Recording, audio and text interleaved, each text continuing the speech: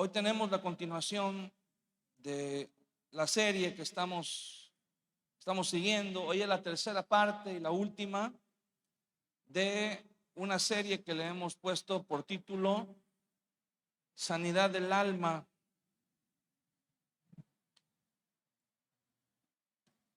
Y vamos a leer, estuvimos tomando como punto de partida el pasaje de el Evangelio de Marcos, capítulo 12, versículo 28.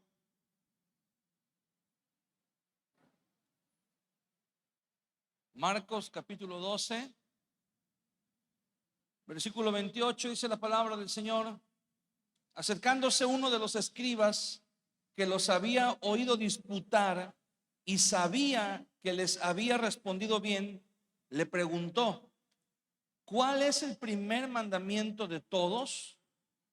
Jesús le respondió: el primer mandamiento de todos es: oye Israel, el Señor nuestro Dios, el Señor uno es, y amarás al Señor tu Dios con todo tu corazón, con toda tu alma, con toda tu mente y con todas tus fuerzas. Este es el principal mandamiento. Y el segundo es semejante: amarás a tu prójimo como a ti mismo. No hay otro mandamiento mayor que estos. Vamos a orar. Cierre sus ojos un momento. Padre, te damos gracias en el nombre de Jesús, porque eres bueno, por tu amor, por tu misericordia que manifiestas cada día a nuestras vidas. Gracias porque nos das el privilegio el día de hoy de estar una vez más en tu presencia, Señor, en tu casa, y también, Señor, junto con todos mis hermanos, gozándonos y anhelando recibir una palabra tuya el día de hoy. Una palabra que transforme nuestra vida, una palabra que nos edifique, una palabra que sea un factor de cambio, Señor, en nuestro interior. Padre, te damos muchas gracias en el nombre de Jesús. Amén y amén. Ok. Ah, este pasaje que leímos, estos versículos, acuérdese que nos sirvieron como punto de partida para nuestro tema, que es sanidad del alma.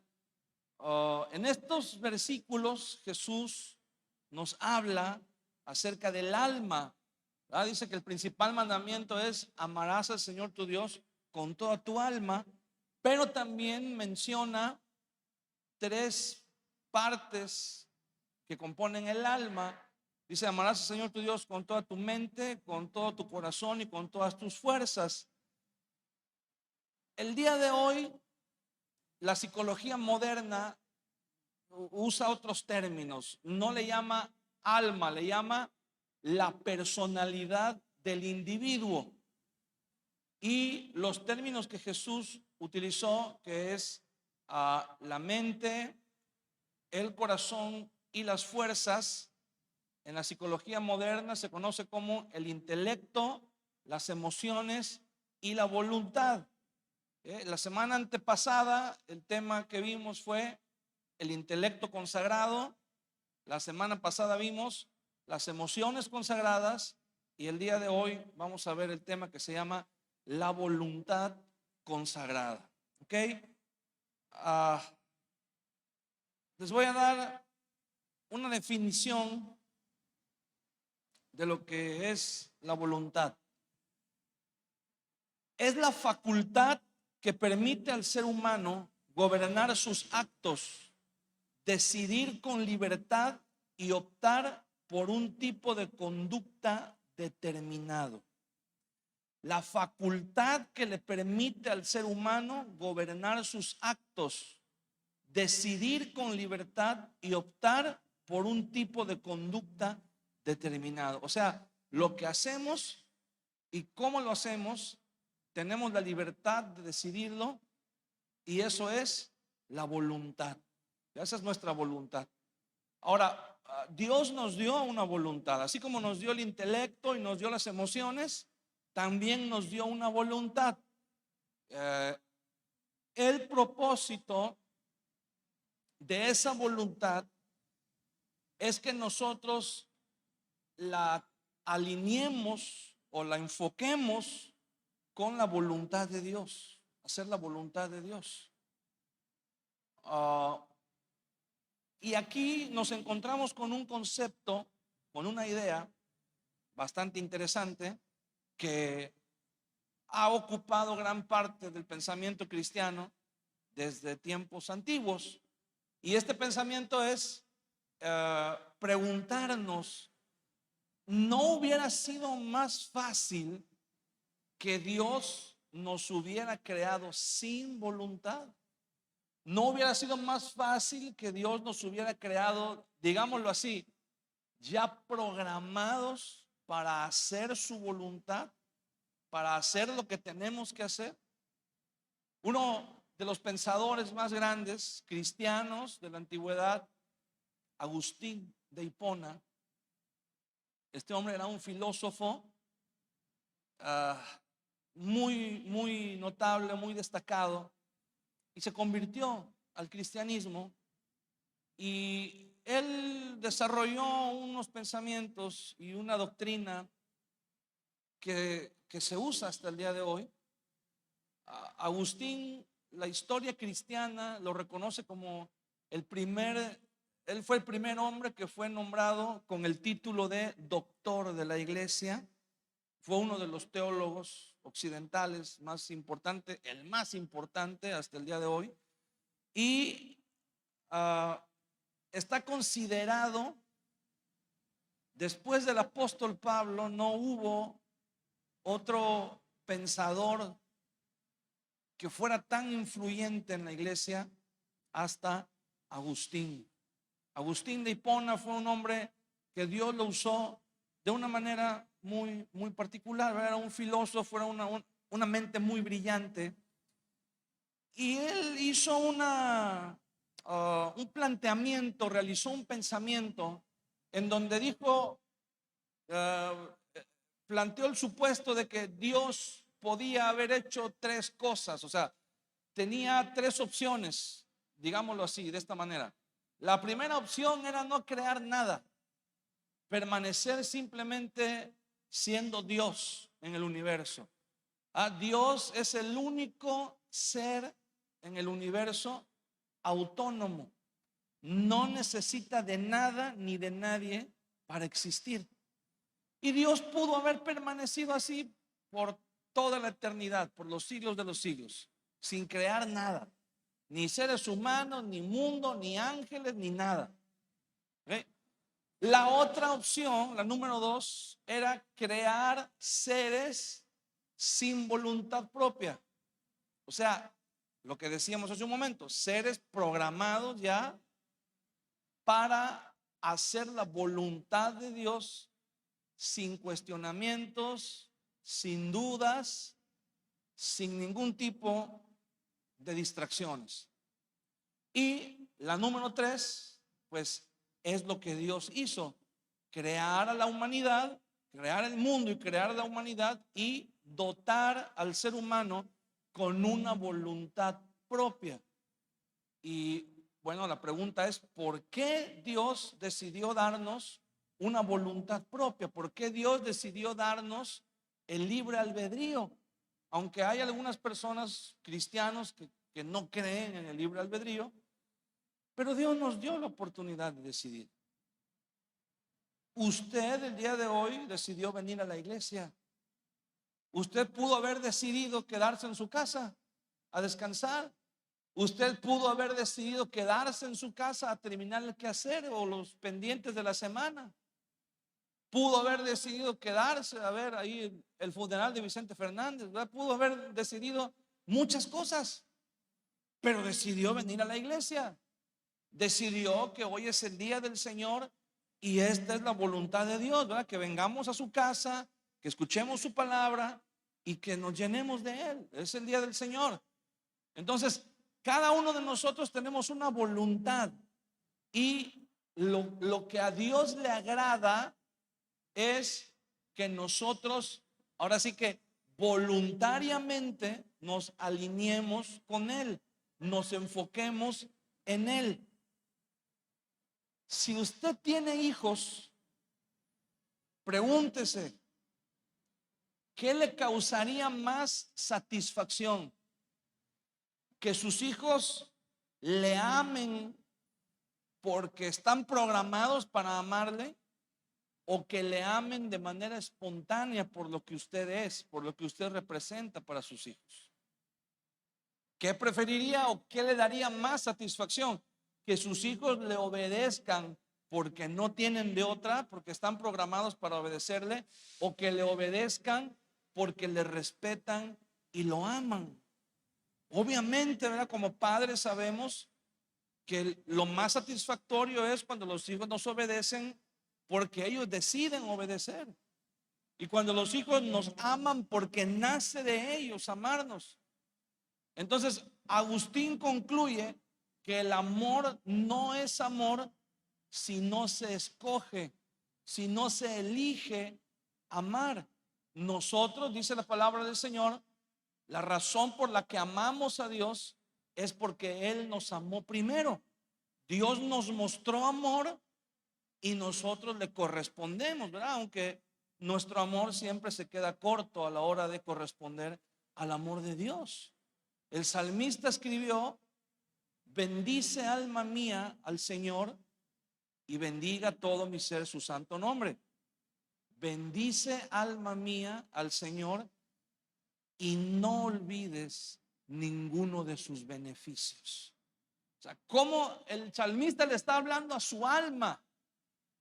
En el alma están las emociones.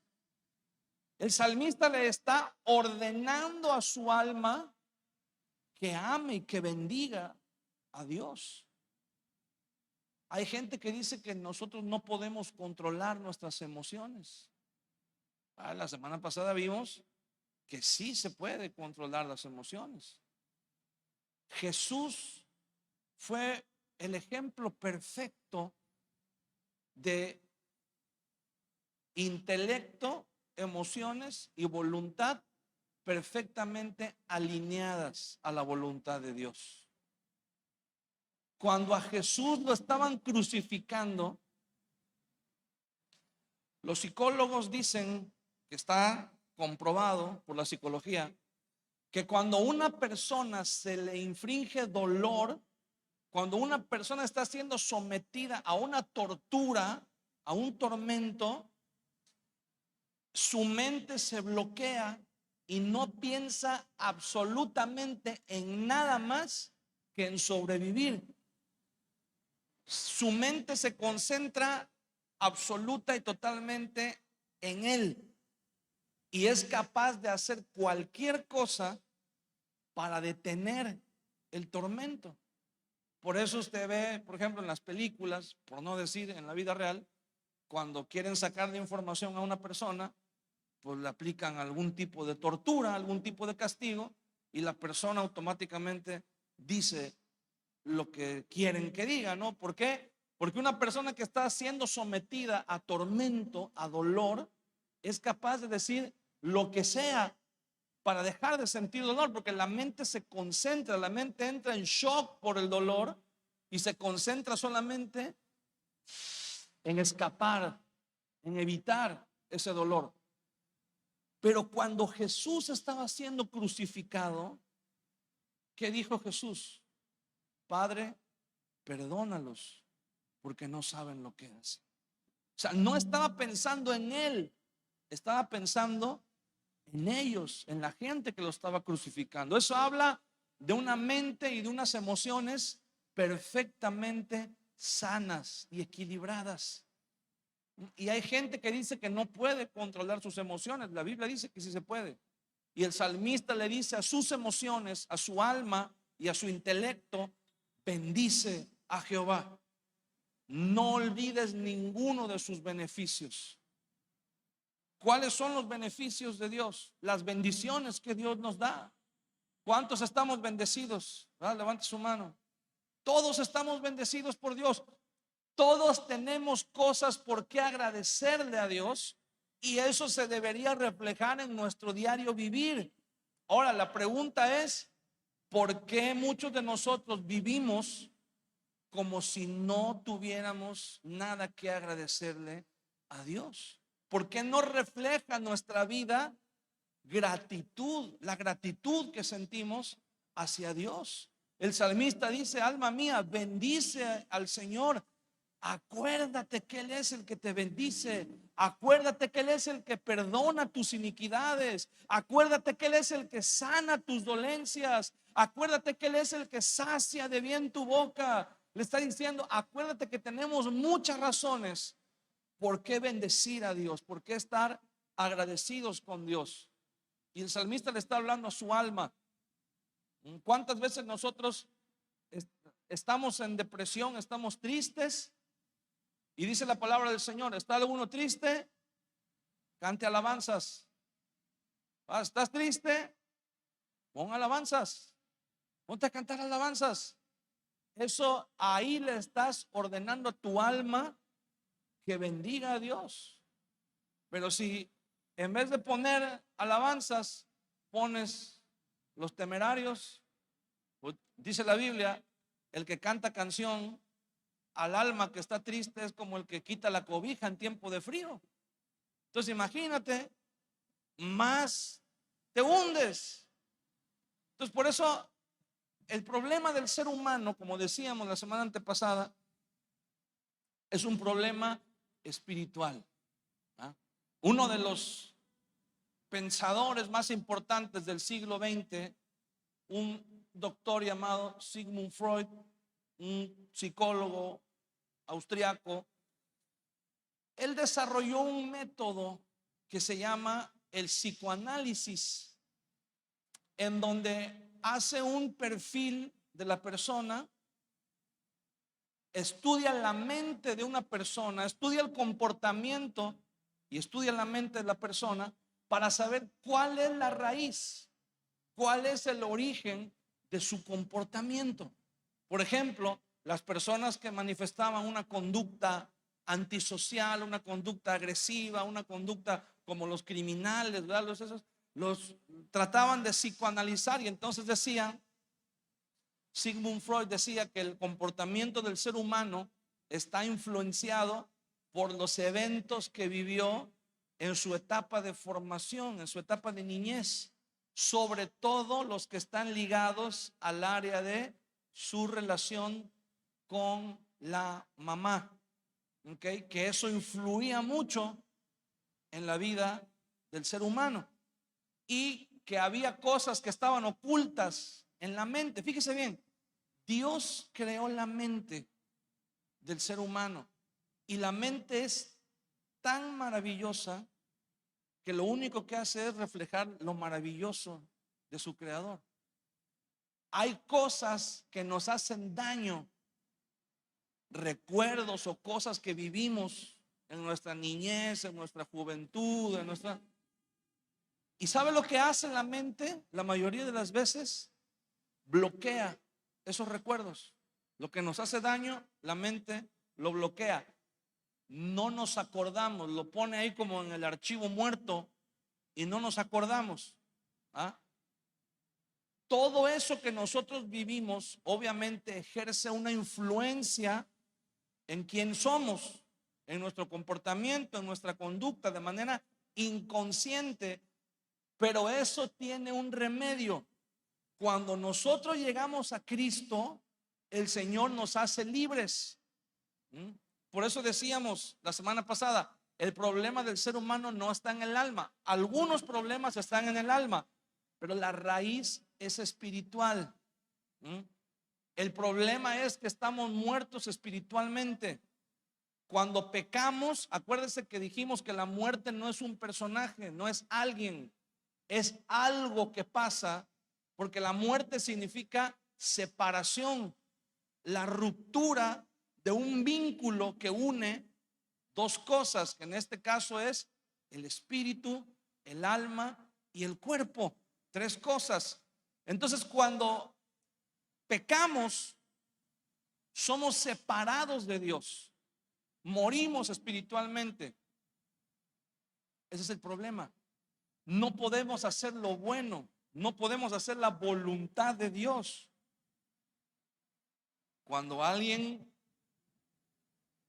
trata de usar el psicoanálisis, ¿qué era lo que hacía Sigmund Freud? Venía una persona que tenía problemas de adaptación y entonces decía, esta persona sufrió mucho cuando era niño, pero no se acuerda específicamente qué fue lo que sufrió. Entonces, ¿qué hacían? Vamos a hipnotizarlo. Y cuando está bajo la hipnosis, vamos a adentrarnos en el subconsciente. Fíjese bien, lo que Dios creó la mente para que se bloqueara, este señor dice, vamos a meternos y vamos a abrir la puerta. Pero lo que no sabe es si al abrir la puerta te vas a encontrar con un ratón o te vas a encontrar con un león. ¿Okay?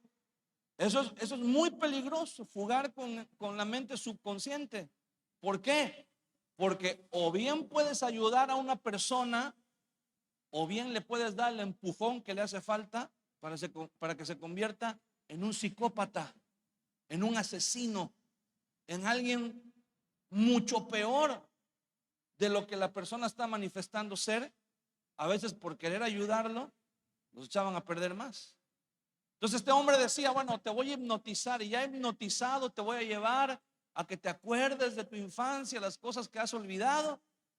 Y ya la persona, ¿verdad?, hipnotizada empezaba a hablar y a decir, sí, estoy aquí en la casa, estoy sentado en la mesa y mi papá está peleando con mi mamá y todo eso. Entonces, esa es la razón de los traumas. El papá peleaba con la mamá, el papá maltrataba a la mamá.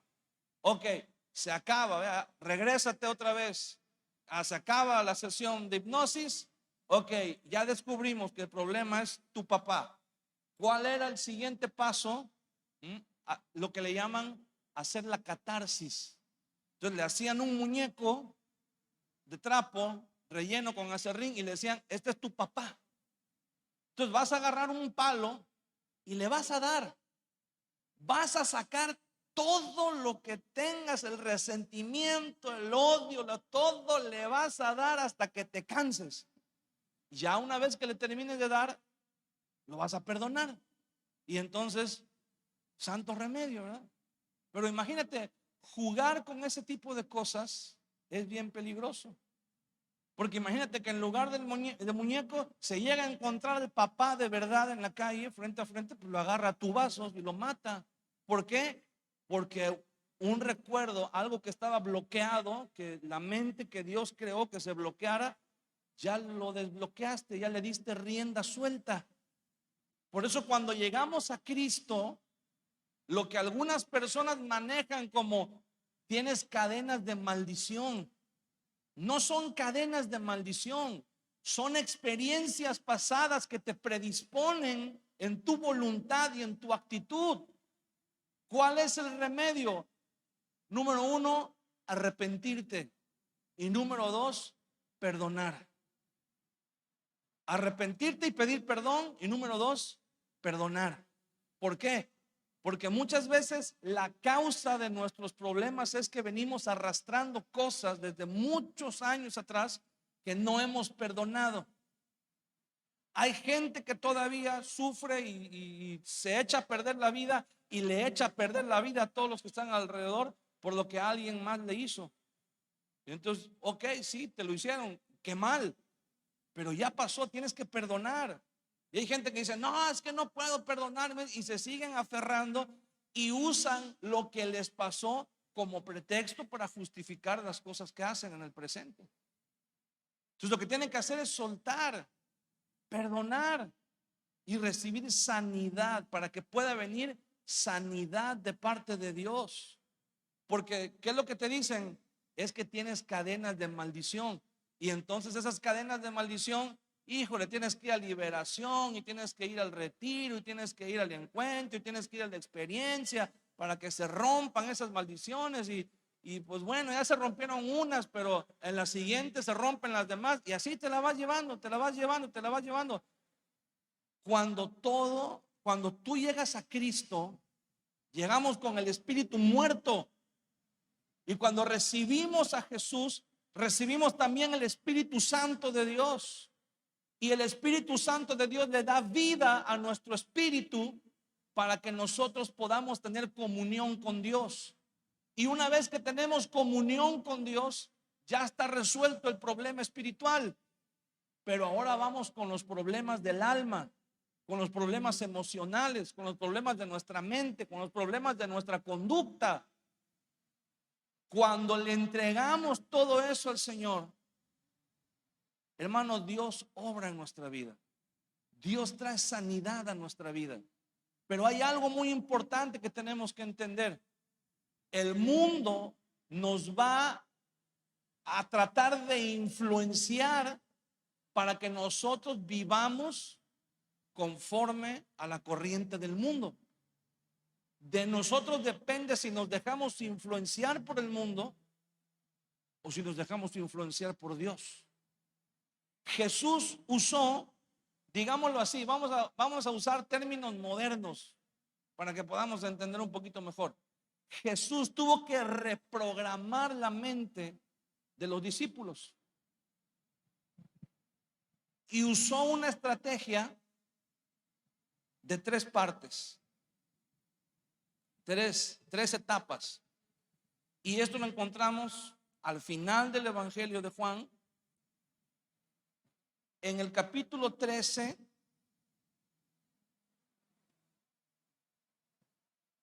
Evangelio de Juan, capítulo 13, en el versículo 14, dice: pues si yo, el Señor y Maestro, he lavado vuestros pies, vosotros también debéis lavar los pies los unos a los otros, porque ejemplo os he dado para que como yo os he hecho, vosotros también hagáis. ¿Qué quería Jesús? Quería enseñarle a los discípulos a que fueran unidos y estuvieran dispuestos a amarse y servirse unos a otros. ¿Ok? Para que pudieran tener unidad y pudieran predicar el mensaje del evangelio. Entonces, ¿qué dice Jesús? Cuando están todos en la mesa cenando, Jesús toma una tina con agua y una toalla y comienza a lavar los pies de los discípulos. Cuando termina de hacerlo, les dice: si yo, que soy el Señor y el Maestro, les lavé los pies, ustedes también tienen que lavarse los pies unos a otros, porque ejemplo les he dado, dice Jesús. Entonces, ¿cuál fue la primera parte de esa estrategia? Ponerles el ejemplo. En primer lugar, si tú quieres influenciar a alguien, primero ponle el ejemplo. Primero muéstrale cómo se hacen las cosas. Muéstrale que estás dispuesto a hacer las cosas, ¿verdad? Cuando los soldados se entrenan para una misión y su líder, su comandante los está entrenando, hay una regla: el comandante no les puede ordenar que hagan algo si él no les pone el ejemplo primero de cómo se hace. Entonces, Jesús les puso el ejemplo a los discípulos. Por eso Jesús les dijo en el pasaje que leímos la semana pasada, Mateo capítulo 23, dice: en la cátedra de Moisés se sientan los escribas y los fariseos. Y dice: todo lo que les digan que hagan, háganlo, pero no sigan su ejemplo, porque dicen, pero no hacen. O sea, Jesús estaba diciendo: aquí lo importante es el ejemplo. Alguien dijo por ahí una frase: enseñamos lo que sabemos, pero impartimos lo que somos. Siempre el ejemplo va a pesar más que las palabras. Ahora, esto no significa que las palabras no sean importantes. Ahí mismo, en el capítulo 13 de Juan, pero en el versículo 34, dice: un mandamiento nuevo os doy, que os améis los unos a los otros como yo os he amado, que también os améis unos a otros. Y ahí viene un discurso bastante largo, varias enseñanzas que Jesús les da. Entonces, el número uno fue el ejemplo, y el número dos fue, vamos a decirlo así, el consejo directo, las palabras, la enseñanza. Ya que les había puesto el ejemplo, entonces les dio el sermón, les dio la enseñanza, para que también las palabras les ayudaran a entender las cosas. Primero les lavó los pies y les dijo: si yo, que soy el Señor, les lavé los pies, ustedes también lávense los pies unos a otros.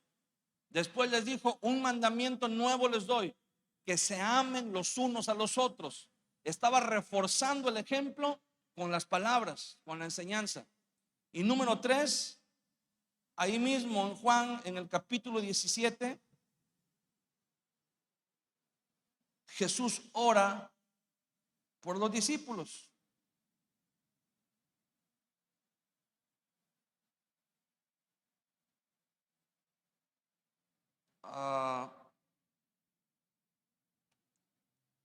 Todo el capítulo 17 es Jesús orando por los discípulos. Pero en el versículo 21 dice: para que todos sean uno, como tú, oh Padre, en mí y yo en ti, que también ellos sean uno en nosotros, para que el mundo crea que tú me enviaste. Esa es la etapa número 3, orar por ellos. La primera parte, el ejemplo, les lavó los pies y les dijo: se tienen que lavar los pies unos a otros. Número 2, el discurso, las palabras, les dijo: un mandamiento nuevo les doy, que se amen los unos a los otros. Y tercera parte, la oración: Señor, te pido que les ayudes a que sean uno, así como tú y yo somos uno, para que el mundo crea que tú me enviaste. O sea, el propósito de Jesús era que los discípulos predicaran el evangelio, pero para poder predicar el evangelio tenían primero que estar unidos. Primero les puso el ejemplo, después les habló y después oró por ellos. No funcionó a corto plazo, porque cuando Jesús fue arrestado y ejecutado, los discípulos se dispersaron. Pero cuando vino el Espíritu Santo, Jesús había dicho que el Espíritu Santo les iba a recordar sus palabras. Pues cuando el Espíritu Santo vino y le dio sentido a las palabras de Jesús, ellos entendieron el mensaje de Jesús y se amaron y se sirvieron unos a otros y se mantuvieron en unidad, y entonces pudieron predicarle al mundo el mensaje del evangelio de Jesucristo, el mensaje de las buenas nuevas. Entonces Jesús fue un buen líder. Él influyó, tuvo influencia en sus discípulos, hizo que los discípulos cambiaran de querer hacer su propia voluntad a hacer la voluntad de Dios, la voluntad del Padre. Ahora, el mundo también va a querer influenciarnos. El mundo está siempre bombardeándonos con información, para que esa información sea un factor influyente en nuestra conducta. ¿Qué está celebrando la gente el día de hoy? Cuando los españoles vinieron, encontraron que los pueblos indígenas, aunque ya estaban sometidos por la fuerza militar, por el poderío militar español, pero no podían cambiar su mentalidad. Entonces se dieron cuenta que los pueblos indígenas, mucho antes de que los españoles vinieran, cada año, el día 12 de diciembre, hacían peregrinaciones al cerro del Tepeyac, porque ahí estaba el templo de una diosa que se llamaba Tonantzin, a la cual le llamaban la madre de todos los pueblos. Entonces, cuando los españoles se dieron cuenta de que los pueblos indígenas eran sumamente religiosos y que estaban arraigados en la adoración a esa diosa, ¿qué hicieron? Prepararon una trampa, inventaron a un personaje llamado Juan Diego, que había ido con el obispo Zumárraga, que era el obispo en ese entonces, en la época de la colonia, y entonces inventaron un cuento que en el cerro del Tepeyac se había aparecido la Virgen María.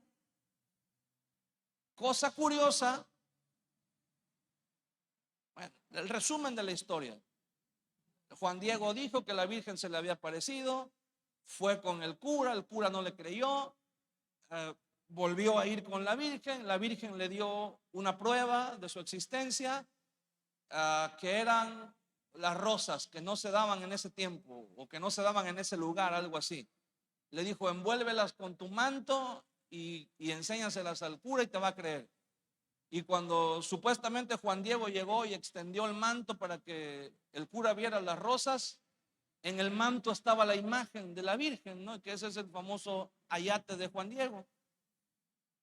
Lo curioso es que cuando el obispo Zumárraga ve la imagen de la Virgen María, dice, se parece mucho a la Virgen que se apareció en la región de Guadalupe, España, con la única diferencia que la que se apareció en Guadalupe, España, es blanca y la que se apareció aquí en el Cerro de Tepeyac es morenita, como la gente que vive aquí. Y entonces dijeron, es la misma. Y entonces dijeron, es la Virgen María que se apareció en Guadalupe. Por eso se llama la Virgen María de Guadalupe, o sea, de la ciudad de Guadalupe. No que la Virgen se llame Guadalupe, la Virgen se llama María. Y entonces la gente cree en esa historia y entonces ahora, desde entonces, cada 12 de diciembre, en vez de ir a Tepeyac a adorar a Tonantzin, ahora van a adorar a María de Guadalupe. ¿Con qué propósito hicieron esa historia? Con el propósito de poder influenciar, porque supuestamente la Virgen le dijo a Juan Diego que tenía que obedecer ciegamente a todo lo que el obispo Zumárraga le decía. Y entonces los indígenas entendieron que la Virgen les estaba dando la orden de que tenían que obedecer en todo a lo que los curas les dijeran. Y entonces, ¿qué hicieron ahí? Doblegaron la voluntad de los pueblos indígenas por medio de una manipulación. Eso es lo que el mundo hace. El mundo manipula información para doblegar la voluntad de la gente para que vivan conforme a la corriente del mundo. El mundo y el diablo te utilizan. Dijimos la semana pasada, una cosa es utilizar y otra cosa es usar. El diablo utiliza, Dios usa. La palabra utilizar lleva implícito el sentido de desechar, ¿no? Algo que tú utilizas, por ejemplo, una servilleta, la utilizas para secarte el sudor o para limpiarte cuando estás comiendo, pero después que la utilizas, ¿qué le haces? La tiras a la basura. Eso es lo que el diablo hace. Te manipula, te utiliza para sus fines y después, si te mueres, si se destruye tu familia, si te enfermas, a él no le importa. Ya te utilizó para sus fines y ya te desechó. Pero Dios te usa. Y la palabra usar lleva implícito el sentido de cuidar algo. Por ejemplo, cuando un músico usa su instrumento, lo usa para un fin, pero como el instrumento es su medio de supervivencia, su modo de vida, no solamente lo va a usar, pero lo va a cuidar. Cuando lo termina de tocar, lo guarda, ¿verdad?, en su estuche y lo pone en un lugar seguro donde nada le pase. Cuando tú te dejas usar por Dios haciendo su voluntad, Dios te guarda. Dios guarda tu familia, Dios guarda tu trabajo, Dios guarda tu negocio, Dios guarda a tus hijos, Dios te guarda a ti. Cuando tú y yo nos alineamos y nuestra voluntad la alineamos con la voluntad de Dios, permitimos que Dios nos use, Dios nos va a guardar, Dios nos va a cuidar. ¿Cuántos pueden decir amén? Porque así es Dios. Pero cuando nosotros nos dejamos influenciar por el mundo y no hacemos la voluntad de Dios, pues entonces Dios no nos va a usar, pero el diablo sí nos va a utilizar. Y después que nos utilice, nos va a desechar. En Mateo capítulo 26, quiero que me acompañe.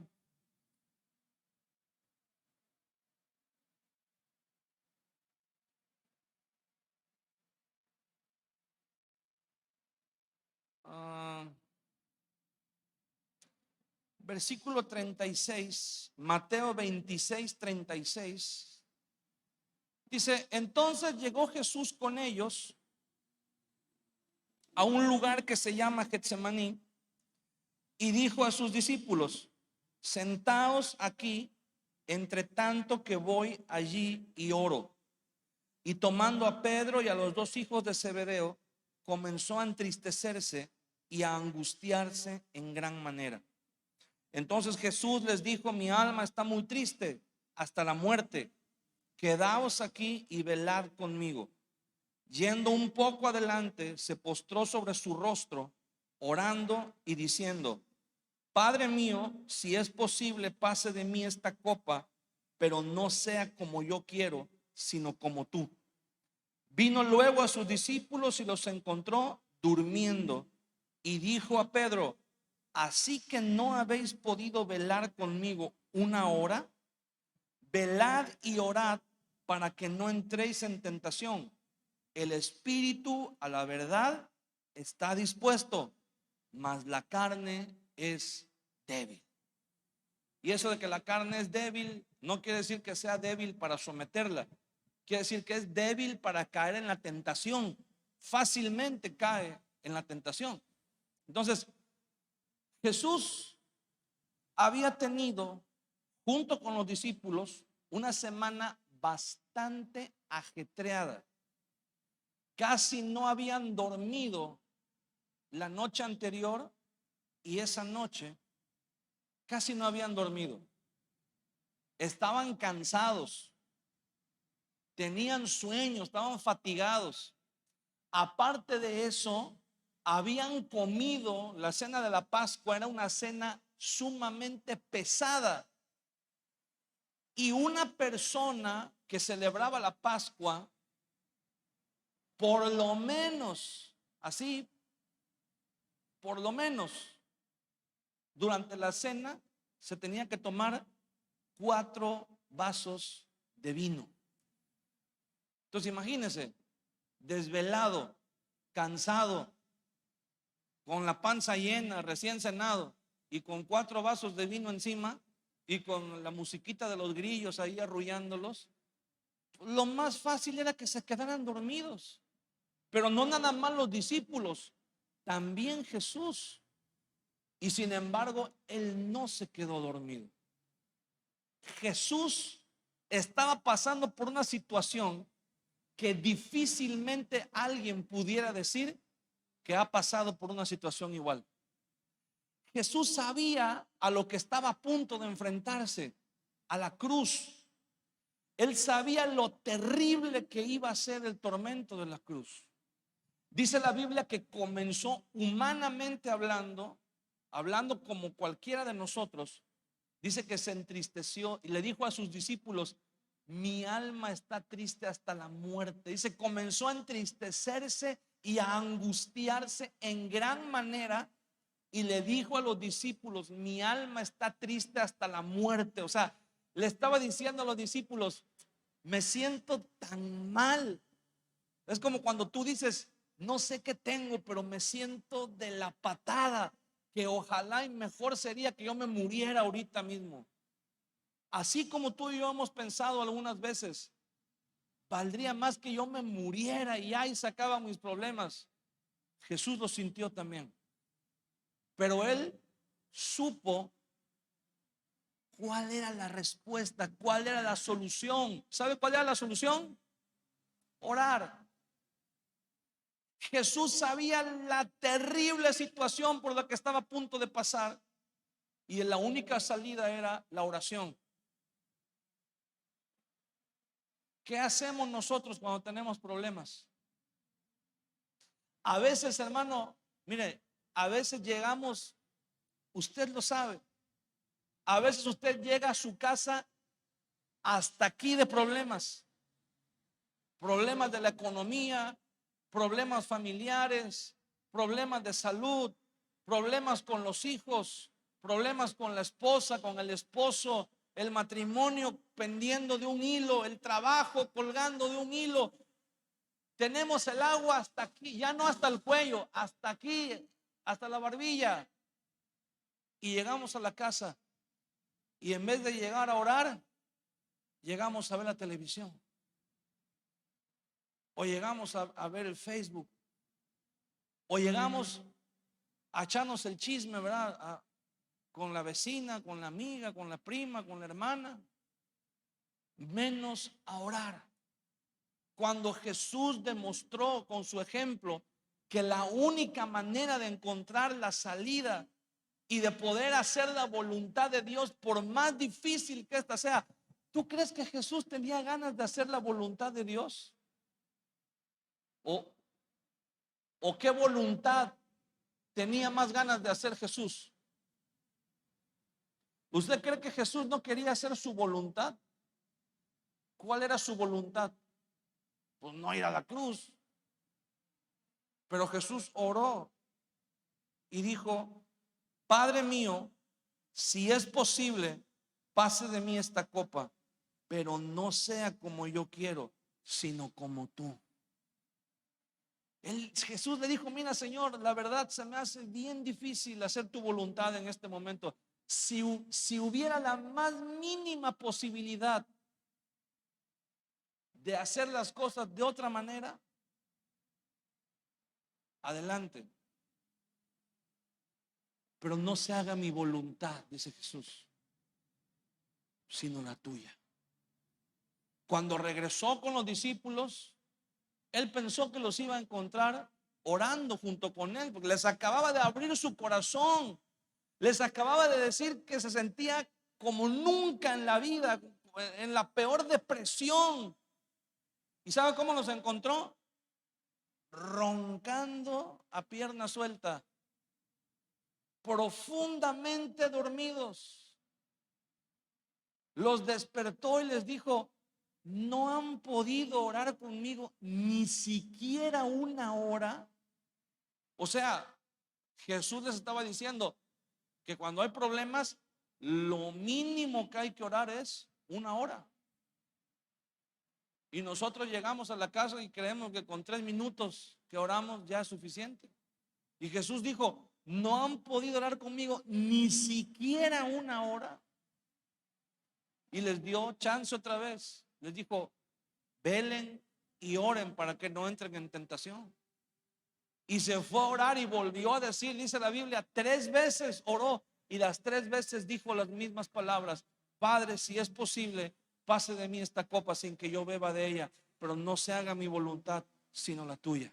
A la tercera vez, el Evangelio de Lucas 22:44 dice que Jesús estaba tan angustiado que dice que gotas de sangre corrían por su frente como si fueran sudor. O sea, Jesús estuvo sometido a tal estrés, a tal presión, que los vasos capilares que había en su cabeza se reventaron y la sangre comenzó a salir por los poros de su piel. Jesús estuvo a punto de sufrir un infarto. Jesús estuvo a punto de sufrir ahí una parálisis facial, un derrame cerebral, por el estrés tan fuerte al que estuvo sometido.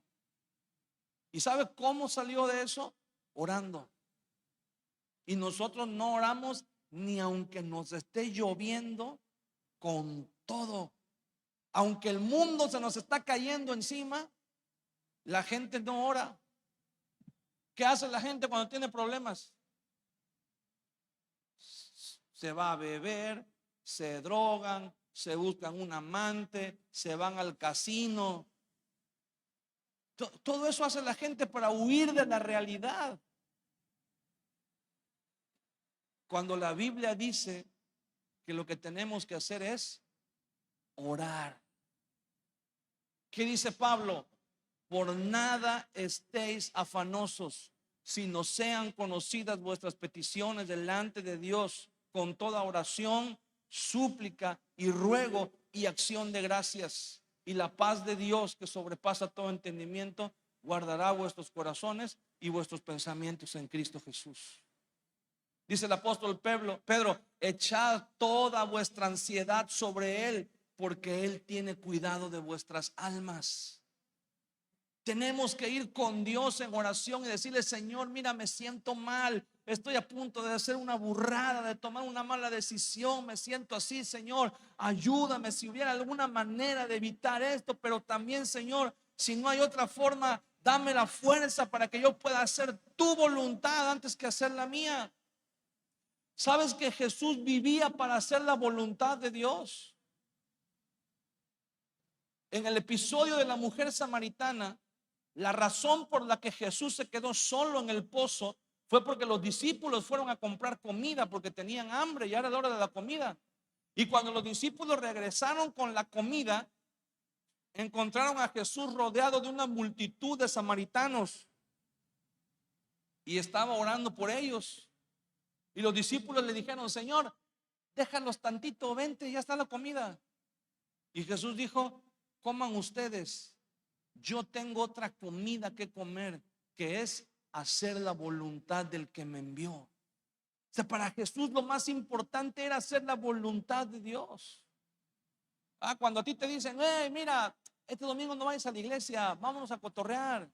Oh, mira, deja botado ahí lo que te encargaron los hermanos. No, no vayas, vente, vámonos a una fiesta, vámonos a unos 15 años, vámonos ahí de festejo con los amigos.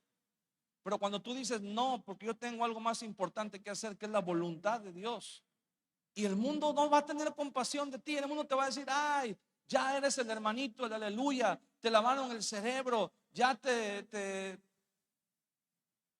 programaron ahí, ¿verdad? Para hacer, ya te manipularon. Cuando nosotros sabemos, mira, ¿sabes por qué la gente cree que somos fanáticos? Porque cuando una persona vive en rebeldía contra Dios, un poquito de obediencia a Dios se les hace fanatismo. No es que nosotros seamos fanáticos de Dios, es que ellos son fanáticos del mundo, son fanáticos de la carne. Entonces, cuando nosotros aprendemos a escuchar la voz de Dios y hacer su voluntad, y sobre todo a aceptar la voluntad de Dios, que muchas veces va en contra de la nuestra, pero oramos. Después de la tercera vez que Jesús despertó a los discípulos, llegó la guardia del templo con Judas,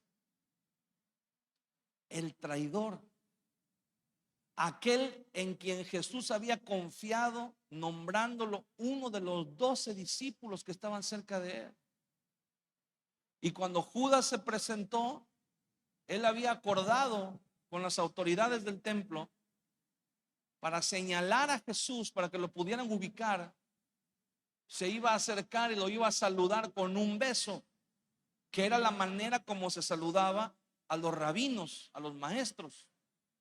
Entonces, cuando Judas va y besa a Jesús, la guardia del templo que iba con él dijeron: él es, vamos. ¿Y sabes qué le dijo Jesús a Judas? ¿Qué le hubieras dicho tú? Si tú fueras Jesús y ves a Judas venir con la guardia del templo para entregarte, ¿qué le hubieras dicho? Mira quién llegó, ¿verdad? El Judas, el traidor. Qué bueno que confía en ti, qué bueno. ¿O qué le hubiéramos dicho al Judas? Le hubiéramos dicho hasta lo que se iba a morir. ¿Sabes qué le dijo Jesús? Le dijo: hola, amigo, ¿cómo estás? Solamente lo único que le preguntó, le dijo: ¿con un beso me entregas? O sea, ¿no pudiste encontrar otra manera de señalarme? Con un beso. Lo arrestaron, le pusieron las esposas, y Jesús no presentó ningún tipo de resistencia, porque aunque sabía que era una gran dificultad a la que se iba a enfrentar, él sabía que esa era la voluntad de Dios y él la aceptó. ¿Quién fue el que no aceptó la voluntad de Dios? Pedro. ¿Qué hizo Pedro? Sacó la espada y le mochó la oreja al siervo del sumo sacerdote. Y le mochó la oreja, no porque haya tenido muy buen tino para mocharle la oreja, porque lo que le quería mochar era la cabeza. Nada más que el otro se sesgó y ya nada más le mochó la oreja. ¿Y qué le dijo Jesús? Ay, Pedro, le fallaste, le hubieras tirado un poquito más abajo. No, le dijo, guarda tu espada. ¿Qué no sabes que el que toma la espada, por la espada debe morir? Esa era una ley que los romanos habían puesto. Cualquiera que tomara una espada para atentar contra alguien, iba a morir por la espada. Lo que Jesús le estaba diciendo es, muchacho, en vez de solucionar el problema, estás empeorando todavía más las cosas. Y Pedro no lo pudo entender. ¿Sabes por qué? Porque no había orado. No estaba listo para aceptar la voluntad de Dios. Y muchas veces nosotros, cuando nos enfrentamos a un problema, queremos hacer la voluntad de Dios. Pero ¿cuánto tiempo tiene que no pasas un tiempo en comunión con Dios? ¿Cuánto tiempo tiene que no estudias la Biblia, que no lees la Biblia, que no tomas un curso bíblico? Y luego nos preguntamos, ay, ¿por qué tomé esta decisión tan loca? ¿Por qué? Pues porque estás lleno del mundo en tu mente. No tienes voluntad para Dios. Queremos hacer la voluntad de Dios. Hacer la voluntad de Dios no es algo que se improvisa en el momento. Hacer la voluntad de Dios es el resultado de una vida de devoción, una vida devocional, una vida donde buscamos a Dios todos los días, oramos todos los días, leemos la Biblia todos los días, aunque no haya problemas, aunque las cosas vayan bien. Pero hacer la voluntad de Dios en un momento determinado es el resultado de un cúmulo de tener comunión con Dios todos los días. No podemos en el momento, ay, espérame, voy a orar. No, a veces los problemas no te avisan, no te da tiempo de orar. A veces cuando ya tenemos el problema encima es cuando andamos desesperados buscando quién ore por nosotros, porque no sabemos qué hacer. Jesús le dijo a Pedro, Pedro, guarda tu espada. ¿Acaso crees que yo no podría orar a mi Padre y Él me enviaría más de 12 legiones de ángeles para que pelearan por mí, para que me defendieran? ¿Sabes lo que son 12 legiones de ángeles? ¿No lo sabes? Nadie lo sabe. 12 legiones era un número impensable. Nunca nadie vio 12 legiones de soldados romanos juntas. No eran necesarias. Los soldados romanos tenían estrategias militares tan efectivas que no era necesario tener grandes cantidades de soldados romanos. Julio César defendió Egipto con 2 legiones romanas. Con 2 legiones defendió Egipto de todos los ejércitos extranjeros que quisieron conquistar. Entonces imagínense, Jesús dice, yo puedo orar a mi Padre y Él me podría mandar, por decir así, 1,000 millones de ángeles que vinieran a pelear por nosotros. Es un número impensable, nada más sabes que son muchos. Entonces, ¿qué tú crees que Dios no tiene recursos para salvarme? Dice Jesús. ¿Qué tú crees que Dios, qué tú crees que yo estoy siendo arrestado? ¿Y tú crees que la razón es que Dios no puede defenderme? Por supuesto que Dios puede defenderme, pero esta es su voluntad y yo estoy listo para obedecerla. Cuando no estamos listos para obedecer la voluntad de Dios, reaccionamos como Pedro. En lugar de solucionar las cosas, las empeoramos, nos hundimos más y después nos preguntamos, Señor, ¿en qué momento? ¿Por qué hice esto? ¿Qué estaba yo pensando? Pues no estábamos pensando, estábamos actuando por instinto, estábamos dejándonos llevar por la carne. El apóstol Pablo habla en Romanos capítulo 7 Quiero pedirle que me acompañe estando de pie. En Romanos capítulo 7, el apóstol Pablo habla acerca de un cristiano. No está hablando por él, no está hablando por sí mismo. Pablo está suponiendo que es otra persona, se está poniendo en los zapatos de alguien más y está diciendo: quiero hacer lo bueno, dice Pablo, pero cuando quiero hacer lo bueno encuentro una ley, que el mal está en mí, y entonces no hago el bien que quiero hacer, sino el mal que no quiero hacer, ese hago por el pecado que mora en mí. ¿Quién me librará, dice Pablo, de este cuerpo de muerte? ¿Sabes? El apóstol Pablo dice: hay hombre natural, hay hombre carnal y hay hombre espiritual. El hombre natural es el que no conoce a Dios. El hombre carnal es el que conoce a Dios, pero no está alineado con la voluntad de Dios. Por eso está en la carne. El apóstol Pablo le llama carne a la voluntad humana y le llama espíritu a la voluntad de Dios. Por eso dice el apóstol Pablo: el espíritu es contra la carne y la carne contra el espíritu. Cuando tú y yo, dice en Gálatas capítulo 5, el que siembra para la carne, de la carne cosechará muerte, corrupción, pero el que siembra para el espíritu, del espíritu cosechará vida eterna. ¿En dónde hemos estado sembrando? ¿Por qué cuando queremos hacer la voluntad de Dios sentimos que hay una fuerza más grande que nos arrastra a hacer el mal? Porque nuestra voluntad está doblegada a la voluntad del mundo, a la corriente del mundo. Lo que tenemos que hacer es dejarnos llenar por Dios para que nuestra voluntad se alinee a la voluntad de Dios, y entonces podamos hacer lo que dijo Jesús: amar a Dios con todas nuestras fuerzas. Las fuerzas es lo que lo conocemos ahora como la voluntad. Cuando Jesús dijo: amarás al Señor con toda tu mente, con todo tu corazón y con todas tus fuerzas, y después dice: y con toda tu alma. El alma es la suma de esas tres cosas: el intelecto, la voluntad y las emociones. Tienen que estar consagrados para Dios. Cierra tus ojos un momento y vamos a orar. Y vamos a decirle al Señor: Señor, enséñanos a hacer tu voluntad. Hoy queremos rendirnos a ti, Señor. Hoy queremos que seas tú quien gobierne, Señor, nuestras vidas, y nos enseñes a hacer tu voluntad, Señor.